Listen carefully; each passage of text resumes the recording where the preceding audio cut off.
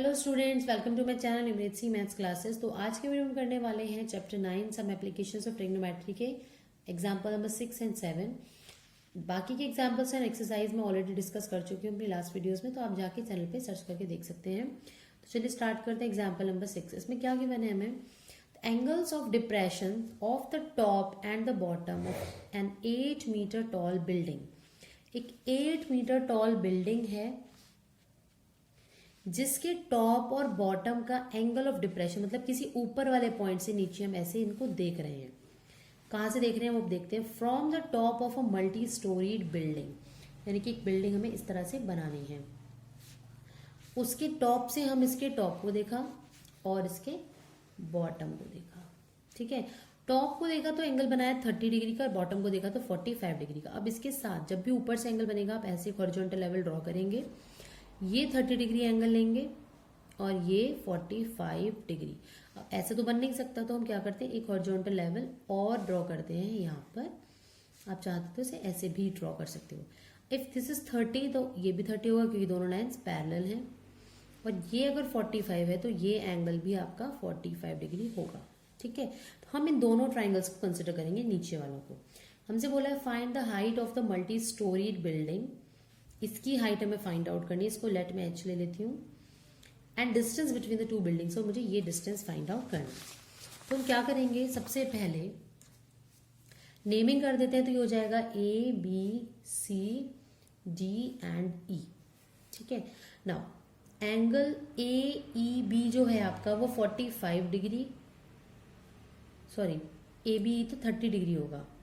And angle A D C जो है आपका वो होगा 45 डिग्री। ठीक है, ट्राइंगल कंसिडर करती हूँ मैं, triangle A E B. Now A E B में ए बी आपको पता होना चाहिए, जो कि नहीं पता है क्योंकि आपने ए सी को एचलेट किया है। ए बी आप कैसे लिखेंगे, देखो अगर ये 8 मीटर है तो उसके सामने पैरेलली ये बी सी भी 8 मीटर ही होगा।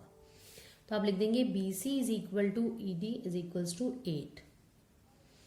ए बी कितना होगा, ए बी कैसे, अगर मैं पूरे ए सी में से ये बी सी माइनस कर दूं, ए बी क्या होगा, ए सी में से अगर मैं बी सी माइनस कर दूं, ए सी मैंने एच लेट किया है, माइनस बी सी 8 है, एच माइनस 8 ए बी की वैल्यू हो जाएगी। ठीक है, अब हम लिख सकते हैं triangle A B upon B E is equals to tan 30 degree. So A B अभी हमने लिखा है एच माइनस 8 है, अपॉन बी ई कितना है, बीई हमें नहीं पता है, तो बीई को एज इट इज रहने देते हैं। या तो आप एक्स लेट कर सकते हो, तो let C D is X, तो बीई एंड सी डी दोनों ही आपके क्या हो जाएंगे, एक्स हो जाएंगे। तो इस बीई को हम एक्स लिख लेंगे, क्वेश्चन थोड़ा सिंपल हो जाएगा। तो tan 30 degree is 1/√3।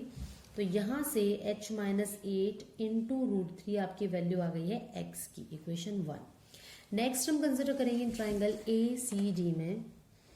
In triangle A C D A C upon C D is equal to होगा आपका tan 45 डिग्री की।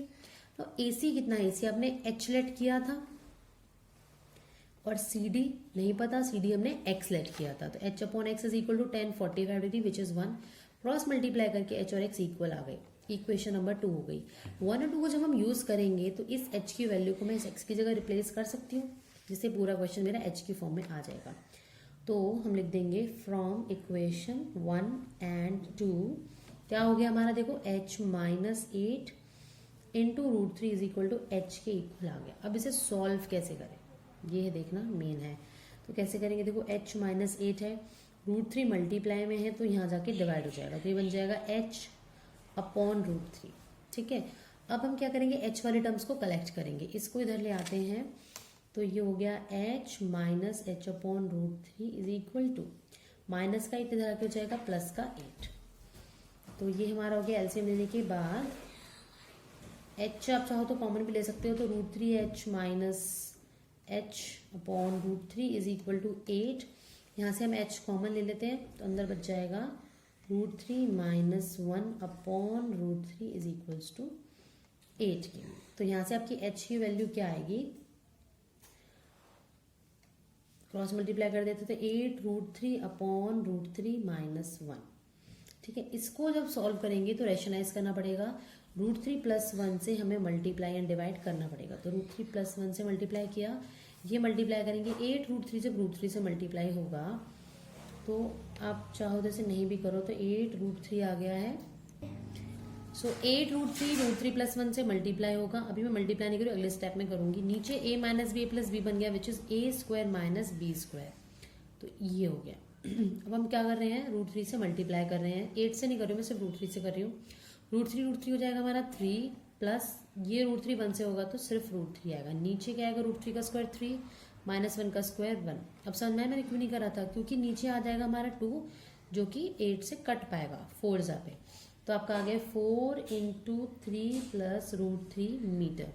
ये जो लेंथ है ये हाइट आई है टॉप बिल्डिंग, और h और x फ्रॉम इक्वेशन 2 इक्वल थे, देयरफॉर जो आपका x है वो भी यही सेम माना जाएगा। हम लिख सकते हैं from equation 2 x is also 4 into 3 plus √3 metre, तो आप लास्ट में लिख देंगे therefore height of the building is this and distance between building and the दूसरा क्या था, tall building, multi storeyed building and the tall building, और you can say distance between the two buildings is this.